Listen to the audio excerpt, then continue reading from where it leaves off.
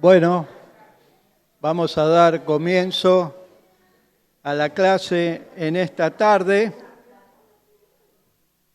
y hoy un poquito más tecnificado, tenuemente poder ir entrando en la tecnología.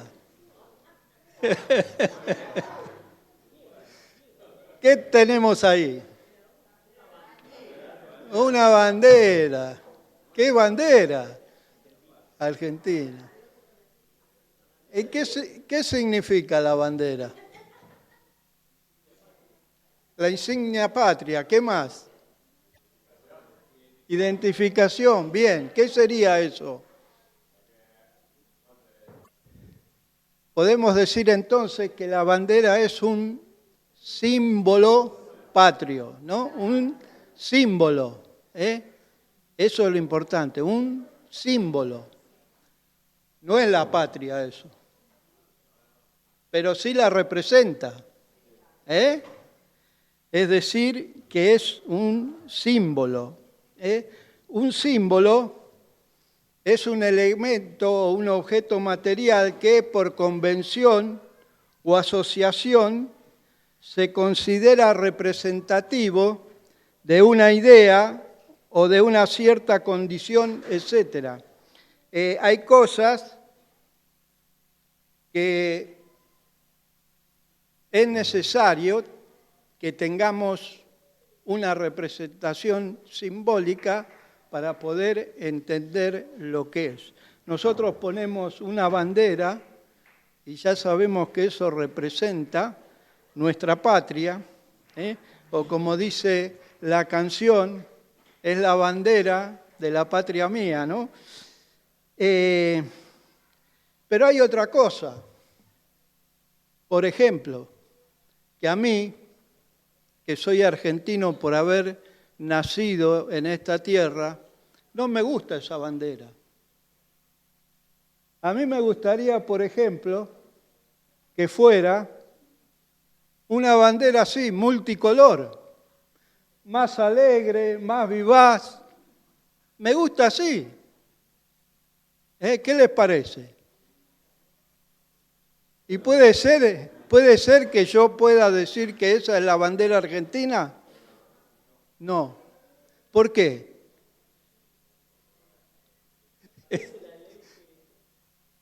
No es de la... es una bandera de un... Elegí, porque si no me tenía que poner a dibujar una bandera como a mí me gusta. Elegí una bandera de un país raro, que ustedes que todos conocemos, y ha estado en boca de los argentinos, por ser el país de una isla particular. No. Un paraíso fiscal, se lo llaman. No. Esa es la bandera de Seychelles. La isla, bueno, no sé bien cómo se pronuncia, pero es de ese país esa bandera. Lo cierto es que por más que yo quiera que flamee esa bandera en la Argentina, no va a pasar. ¿Por qué? Porque está establecido por ley de la nación que la bandera es la otra. Es esa. Y yo, ni ninguno de ustedes lo puede cambiar eso. Por más que quiera, por más que rezongue, por más que diga que otra puede ser más linda, que puede ser mejor, que puede ser lo que sea, la bandera argentina va a seguir siendo esa. Y, por otra parte, desde chicos nos han enseñado a amar la bandera argentina. Nos han enseñado también a jurar, a dar la vida por la bandera y la patria. Y eso se ha hecho algo en nosotros que cuando pensamos en bandera, pensamos en esa bandera y no en otra. Y a ninguno se le ocurriría cambiarla, porque es un símbolo patrio. Bueno, todo esto para ir haciendo una introducción y una idea acerca de lo que también nos enseña la palabra de Dios y que a veces no tenemos mucho en cuenta. En la Biblia encontramos infinidad de símbolos, y la idea de los símbolos es comunicar una función, un significado, pero también puede usarse para esconder una verdad. Un lenguaje simbólico está escondiendo una verdad que de repente alguno no descubre. De hecho, el mismo Señor utilizó esto. Y en una oportunidad, Él hablaba a la gente, ¿de qué manera? Les hablaba por parábolas. Las parábolas son símbolos. Y los discípulos le dijeron, ¿por qué, Señor, le hablas a la gente por parábolas? ¿Y qué les dijo el Señor?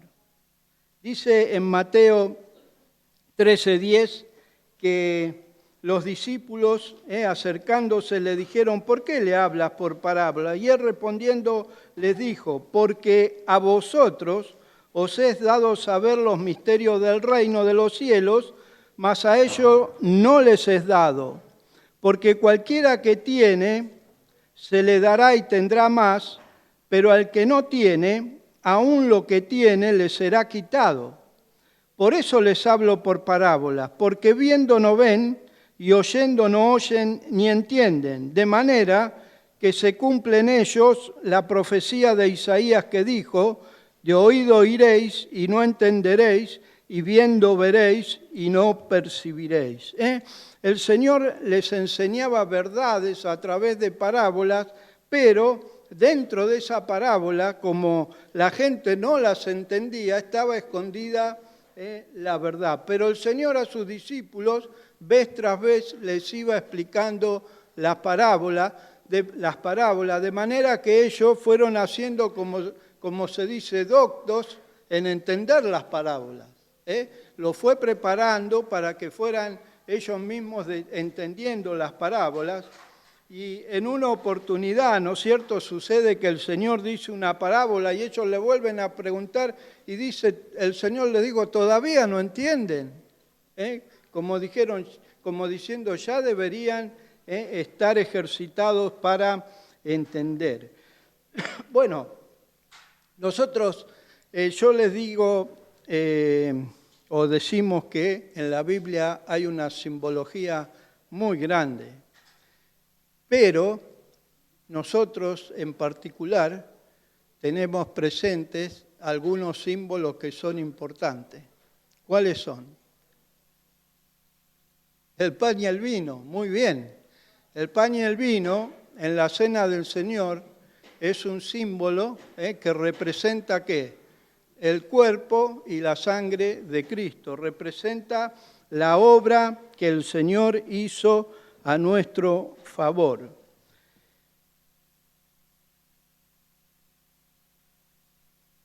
Ahora, cuando el Señor instituyó la cena del Señor, no existía ni la Coca-Cola, ni las gaseosas que hoy existen, no existían las galletitas chocolinas tan ricas que hoy se hacen. Y entonces yo digo, ¿por qué hoy no podemos celebrar la cena del Señor con Coca-Cola y galletitas chocolinas? Ustedes me van a decir que estoy loco, ¿no es cierto?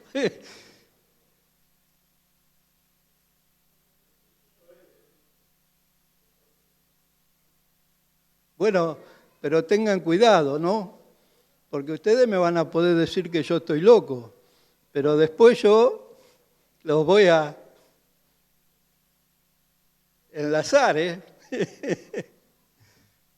Porque, y es verdad, a pesar de haber pasado 2000 años desde que el Señor instituyó en la última Pascua con sus discípulos estos símbolos del pan y el vino, cuando Él, tomando el pan, lo partió y les dijo a los discípulos: tomad, comed, esto es mi cuerpo, que por vosotros es dado, y después repartió también la copa y les dijo: esta es mi sangre que por vosotros se derrama, y les dijo: haced esto en memoria de mí. Y así es que a lo largo de estos 2000 años, más de 2000 años, o 2000 años que han transcurrido, desde esa oportunidad casi, se sigue celebrando de la misma manera. Y dentro de todo, la mayoría de las iglesias respetamos esta institución. A pesar que, bueno, algunos han cambiado el vino por cepita porque dicen, han establecido que tomar vino es un pecado, lo cual no lo dice la Biblia, y otros han ido un poco más lejos, estableciendo esa doctrina que no vamos a explicar ahora, de la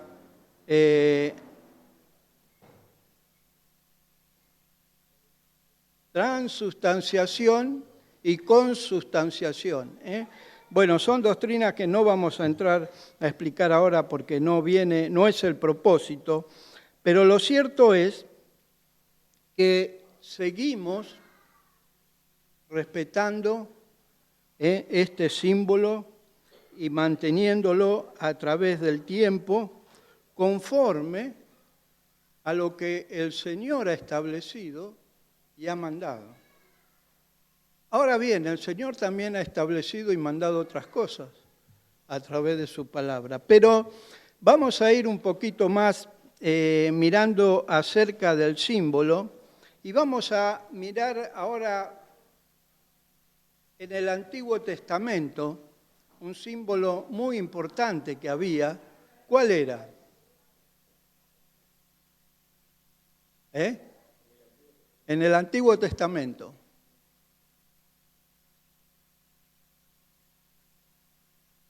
El tabernáculo.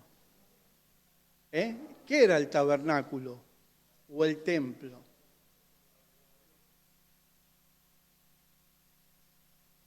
Las naciones, especialmente en ese tiempo, eran gobernadas por reyes y todos los reyes, ¿qué se hacían? Un palacio. Tenían su palacio y realmente era el centro de la nación y era lo más sofisticado y pomposo posible que podía ser el rey. Y el tabernáculo vino a ser para Israel el palacio de Dios, porque Él iba a habitar allí. Pero Moisés, cuando va a construir este tabernáculo, no lo hace porque a él se le ocurrió o le pareció, sino porque Dios primeramente le dijo y además le mostró un modelo, cómo lo tenía que hacer. Un modelo que nos va a decir la Escritura, era un modelo de cosas celestiales, de cosas espirituales que le fueron mostradas a Moisés y que Moisés tuvo que traducirlas, digamos así, en ese edificio o en esa carpa, en primer lugar, que él construyó en el desierto conforme a lo que Dios le había mandado. Y como Moisés hizo todas las cosas puntillosamente, como Dios le había dicho, y no podemos decir, no inventó nada de su parte, ni agregó nada de su parte, cuando Moisés consagra esa construcción, ese tabernáculo, dice que la gloria de Dios lo llenó a través de una nube que cubrió todo el tabernáculo, en un sentido de aprobación de lo que Moisés había hecho. Yo quiero que vayamos a leer, aunque es un poco largo, pero es necesario, le voy a pedir que me acompañen en la lectura y luego también lo puedan leer más detenidamente en sus casas. Perdón, se me está secando la boca.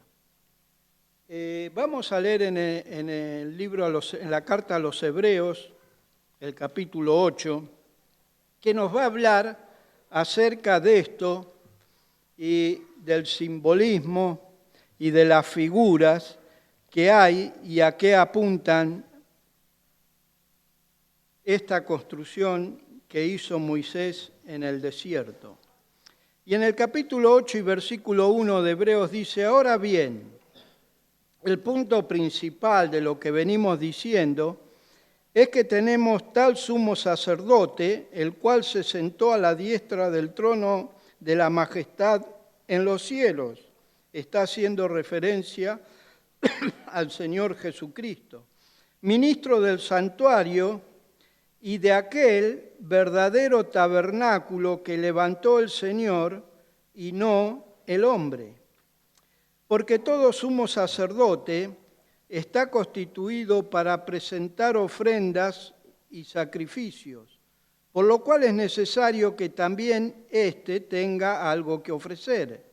Así que, si estuviese sobre la tierra, refiriéndose al Señor Jesucristo, ni siquiera sería sacerdote, habiendo aún sacerdotes que presentan las ofrendas según la ley, las cuales sirven a lo que es figura y sombra de las cosas celestiales, como se le advirtió a Moisés cuando iba a erigir o construir el tabernáculo, diciéndole: mira, haz todas las cosas conforme al modelo que se te ha mostrado en el monte.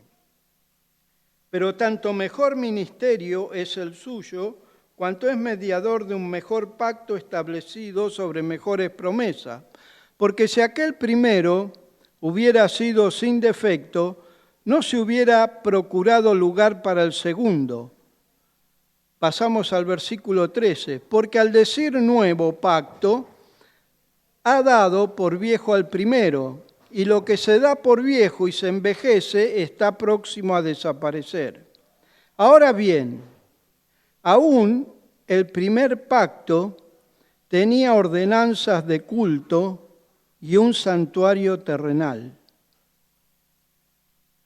Aún el primer pacto tenía ordenanzas de culto y un santuario terrenal, porque el tabernáculo estaba dispuesto así. En la primera parte, llamada el lugar santo, estaba el candelabro, la mesa y los panes de la proposición. Tras el segundo velo estaba la parte del tabernáculo llamada el lugar santísimo, el cual tenía un incensario de oro y el arca del pacto cubierta de oro por todas partes, en la que estaba una urna de oro que contenía el maná, la vara de Aarón que reverdeció y las tablas del pacto, y sobre ella los querubines de gloria, que cubrían el propiciatorio, de las cuales cosas no se puede ahora hablar en detalle, y dispuestas así estas cosas, en la primera parte del tabernáculo entran los sacerdotes continuamente para cumplir los oficios del culto.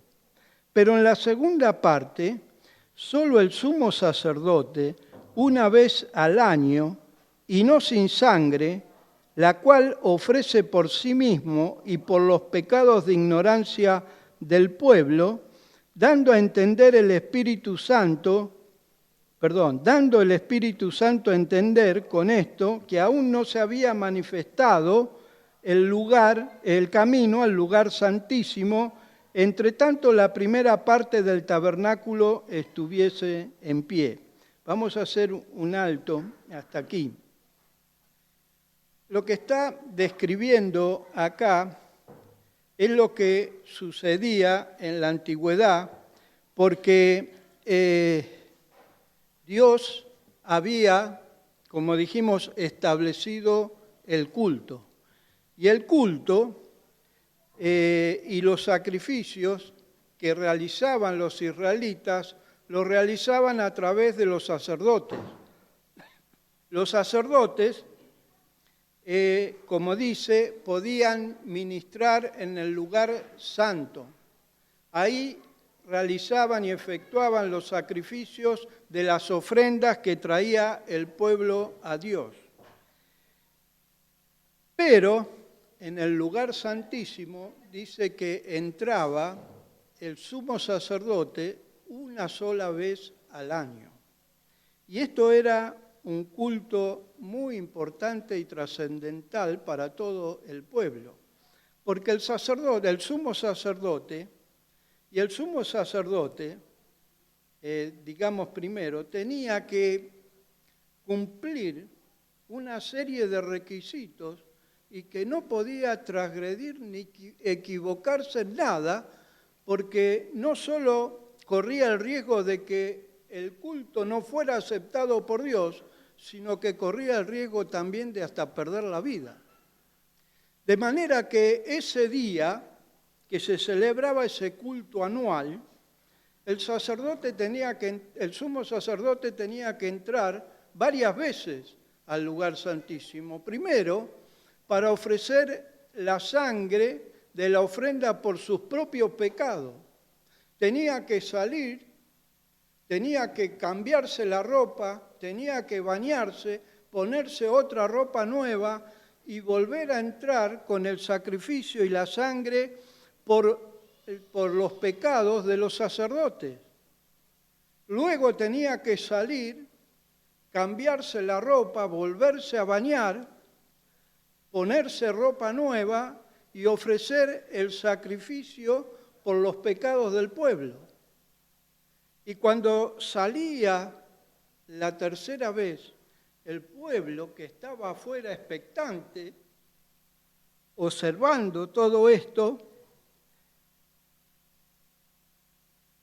había en ellos una expresión de alegría, de gozo y de alivio, porque al salir el sumo sacerdote con vida del lugar santísimo, significaba que Dios había aceptado la ofrenda y que todos los pecados del pueblo habían sido cometidos durante ese año, habían sido perdonados por Dios y no iban a ser juzgados por ellos. Es decir, que ese culto, que era un culto que se realizaba a Dios, era un culto establecido, bien determinado y que debía cumplirse de la manera que Dios lo había establecido. Sabemos que en una oportunidad 2 de los hijos de Aarón, del sumo sacerdote, quisieron acercarse y ofrecer un incienso de un fuego que Dios no había establecido y murieron. Ambos perdieron la vida por no haber obedecido a lo que Dios había mandado.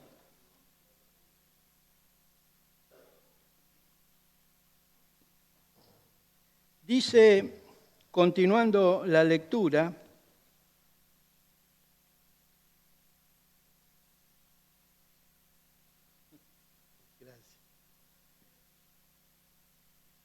el versículo 7, leemos de nuevo, dice, pero la segunda parte, solo el sumo sacerdote una vez al año, no sin sangre, la cual ofrece por sí mismo y por los pecados de ignorancia del pueblo, dando el Espíritu Santo a entender en esto que aún no se había manifestado el camino al lugar santísimo, entre tanto que la primera parte del tabernáculo estuviese en pie, lo cual es símbolo para el tiempo presente, según el cual se presentan ofrendas y sacrificios que no pueden hacer perfectos en cuanto a la conciencia al que practica este culto, ya que consiste solo en comidas y bebidas de diversas abluciones y ordenanzas acerca de la carne, impuestas hasta el tiempo de reformar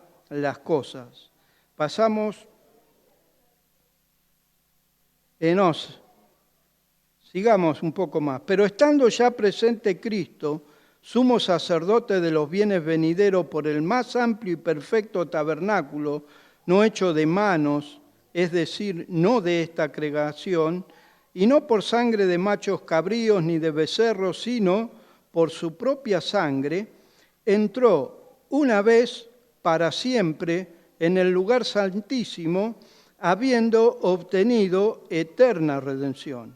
Porque si la sangre de los toros y de los machos cabríos y la ceniza de las becerras rociadas a los inmundos santifican para la purificación de la carne, ¿cuánto más la sangre de Cristo, el cual mediante el Espíritu Eterno se ofreció a sí mismo sin mancha a Dios, limpiará vuestras conciencias de obras muertas para que sirváis al Dios vivo?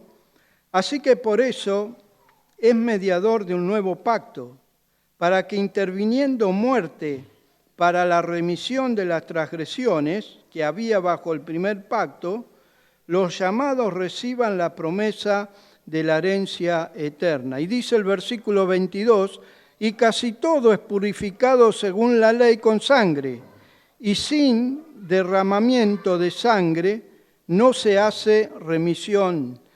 Fue pues necesario que la figura de las cosas celestiales fuesen purificadas así, pero las cosas celestiales mismas con mejores sacrificios que estos, porque no entró Cristo en el santuario hecho de mano, figura del verdadero, sino en el cielo mismo para presentarse ahora por nosotros ante Dios, y no para ofrecerse muchas veces como entra el sumo sacerdote en el lugar santísimo cada año con sangre ajena. De otra manera le hubiera sido necesario padecer muchas veces desde el principio del mundo, pero ahora, en la consumación de los siglos, se presentó una vez y para siempre por el sacrificio de sí mismo para quitar de en medio el pecado. Y de la manera que está establecido a los hombres que mueran una sola vez y después de esto el juicio, así también Cristo fue ofrecido una sola vez para llevar los pecados de muchos y aparecerá por segunda vez sin relación con el pecado para salvar a los que le esperan. Porque la ley, teniendo la sombra de los bienes venideros, no la imagen misma de las cosas, nunca puede por los mismos sacrificios que se ofrecen continuamente cada año hacer perfecto a los que se acercan. De otra manera, cesarían de ofrecerse, pues los que tributan este culto limpios una vez no tendrían ya más conciencia de pecado. Pasemos al versículo 18. Pues donde hay remisión de estos, no hay más ofrenda por el pecado. Y termina diciendo, así que, hermanos, teniendo libertad para entrar en el lugar santísimo por la sangre de Jesucristo, por el camino nuevo y vivo que Él nos abrió a través del velo, esto es, de su carne, y teniendo un gran sumo sacerdote sobre la casa de Dios, acerquémonos con corazón sincero, en plena certidumbre de fe, purificados los corazones de mala conciencia y lavados los cuerpos con agua pura.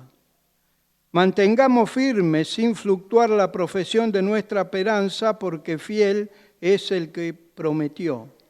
Considerémonos unos a otros para estimularnos al amor y a las buenas obras, no dejando de congregarnos como algunos tienen por costumbre, sino exhortándonos, y tanto más cuanto veis que aquel día se acerca. Es largo el pasaje que hemos leído y requiere una explicación extensa, pero básicamente vamos a decir que el pasaje nos está mostrando que en la antigüedad, según la ley, los sacerdotes tenían que ofrecer sacrificios continuamente, porque los sacrificios que ofrecían eran de animales que no podían quitar el pecado. Pero dice el pasaje que Cristo ofreció un mejor sacrificio, un sacrificio perfecto, una sola vez y para siempre, porque ofreció el sacrificio de sí mismo y ofreció su propia sangre. Y de esta manera, Él abrió para todos los que creen en Él el camino al lugar santísimo. Es decir, que ahora cada uno de nosotros podemos acercarnos a la misma presencia de Dios. No como en la antigüedad la gente tenía que esperar que entrara el sumo sacerdote una sola vez al año para ver si Dios aceptaba ese sacrificio que estaba ofreciendo por los pecados. Ahora nosotros podemos acercarnos continuamente a la presencia de Dios porque tenemos abierto el camino, porque el Señor Jesucristo nos abrió el camino a través de sí mismo. Ahora bien, esto referente al culto nos enseña algo importante, y es que el culto a Dios debe realizarse conforme Él lo ha establecido y no como a nosotros nos parece mejor, por más lindo que nos parezca, o mejor que nos parezca hacerlo. En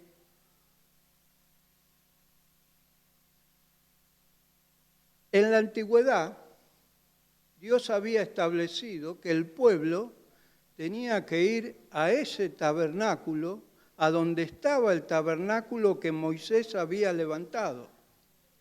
Para algunos que vivían cerca, fenómeno, estaba todo muy bien. Pero había otros que vivían en Berseba o en Dan, como si dijéramos en La Quiaca o en Ushuaia, y tenían que venir a Buenos Aires para poder entender una cosa así.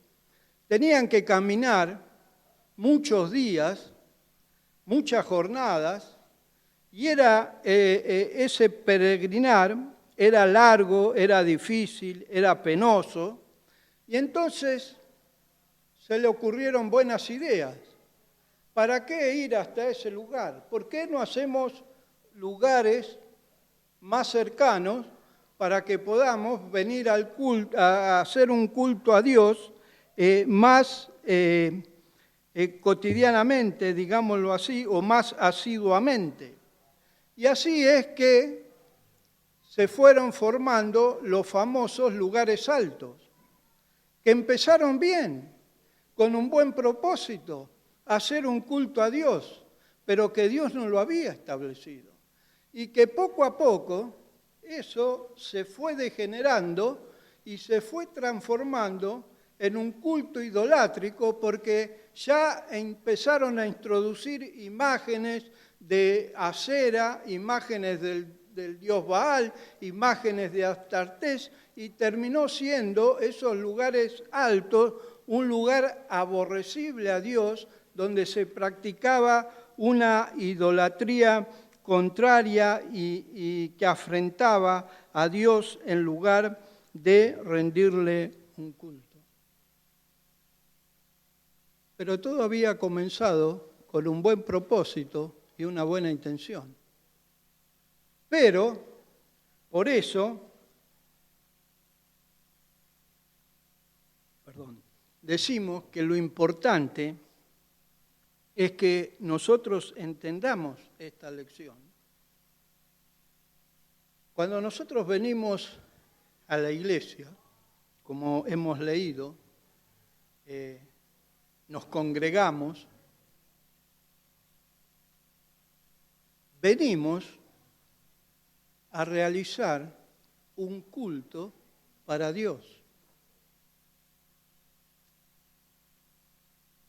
No venimos porque la vamos a pasar bien, vamos a recibir bendición, vamos a ser edificados espiritualmente,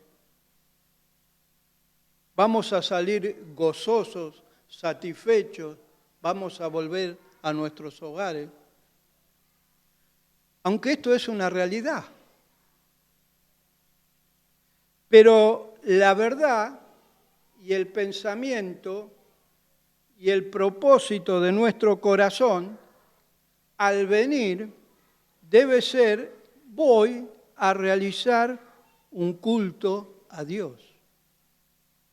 Y al hacerlo, tengo que hacerlo como Dios lo establece, no como a mí me parece mejor. Porque de esa manera, Dios, si yo hago conforme a mi voluntad, Dios no va a aceptar esa ofrenda espiritual que yo puedo traer. Dice la Escritura que hemos leído que tenemos libertad para entrar al lugar santísimo. Y es una realidad que la experiencia nos ha enseñado y que todo creyente fiel ha experimentado, que cuando venimos con el sentir de realizar un culto y traer ofrendas espirituales a Dios, volvemos más llenos y más completos que lo que habíamos venido, porque así es como Dios procede, así es la bondad, la misericordia, la gracia y la abundancia que Dios tiene para con nosotros. Nos da mucho más de lo que nosotros hemos traído en bendiciones espirituales, pero a veces sucede que volvemos como vinimos. ¿Y qué pasó?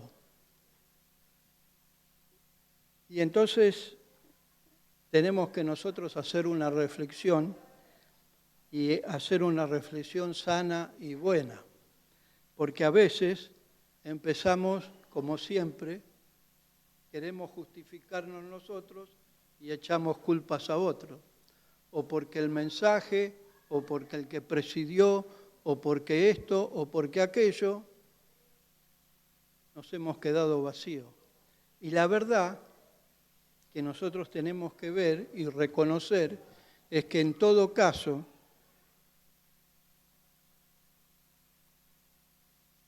aunque pudiéramos tener razón en lo que decimos, en todo caso, cuando nos reunimos en la iglesia, el Señor ha dicho que donde están 2 o 3 reunidos en mi nombre, allí estoy yo en medio de ellos. Y el Espíritu es el que obra. Y cuando nosotros venimos conforme dice la palabra, nos acercamos con un corazón sincero, en plena certidumbre de fe, purificados los corazones de mala conciencia y lavados de cuerpos con agua pura, vamos a ofrecer un sacrificio que va a ser aceptable a Dios. Vamos a rendir un culto que va a ser agradable a Dios. Y que Dios nos va a bendecir y nos va a llenar por su gracia, con gozo, con paz, como decían los antiguos, con hartura, con llenura. Nos vamos a ir llenos. Y si no, tenemos que mirar nosotros detenidamente cómo hemos venido, porque allí puede ser donde radica el error.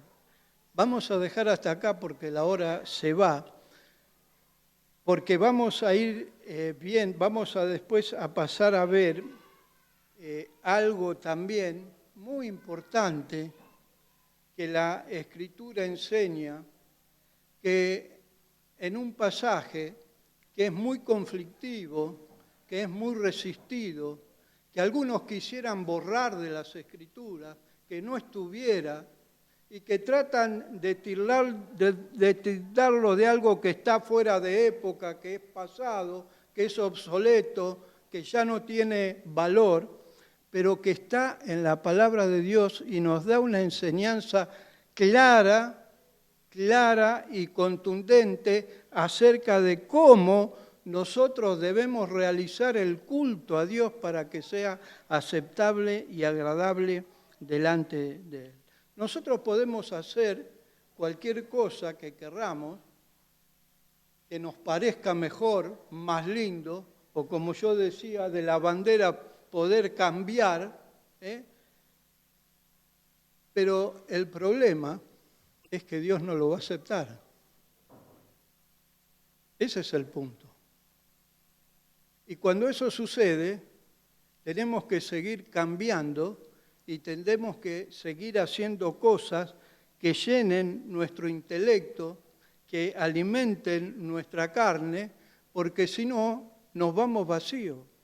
Y así vemos cómo, lamentablemente, a través del tiempo, el culto de la Iglesia ha ido cambiando y en muchos casos se ha transformado en espectáculos profesionales que nada tienen que ver con lo que es un culto para Dios, conforme Él lo ha establecido. Y si nosotros queremos tener la bendición de Dios, queremos disfrutar de ese gozo, de esa paz que viene de Él y llena nuestras vidas, tenemos que sujetarnos y someternos a la voluntad de Dios, porque eso es lo mejor que podemos hacer y lo que más va a ser beneficioso para nuestra vida. Dejamos hasta acá, que el Señor bendiga su palabra y luego en la próxima clase vamos a ver ese aspecto importante que, hermanos, nosotros descuidar ni perder, porque lo dice y lo enseña la palabra de Dios y es importante. Que el Señor nos bendiga.